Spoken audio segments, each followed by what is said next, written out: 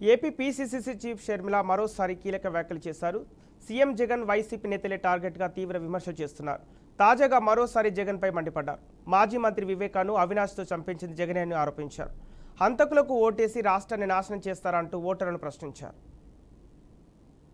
7 సార్లు నరికి ఘోరంగా క్రూరంగా గొడ్డలితో నరికి చంపితే ఆ రోజు ఆయన తల మీదున్న ఎముకలు కూడా కనిపించాయి, మెదడు కూడా బయటికి వచ్చింది. అంత ఘోరంగా క్రూరంగా చంపారు. ఆ రోజు తెలియదు మాకు చంపింది ఎవరు అని.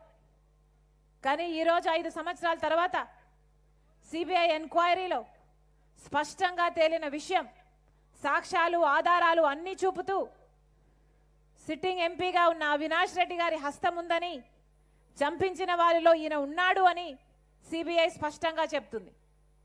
మేము చెప్పటం లేదు, సిబిఐ చెప్తుంది.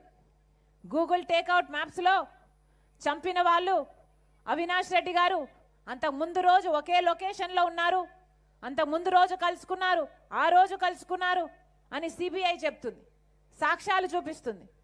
అలాగే ఫోన్ రికార్డ్స్, చంపిన వాళ్ళు అవినాష్ రెడ్డి గారు మాట్లాడుకున్నారు, అంతకు ముందు మాట్లాడుకున్నారు, ఆ రోజు కూడా మాట్లాడుకున్నారు అని సిబిఐ కాల్ రికార్డ్స్లో సాక్ష్యాలలో చూపిస్తుంది.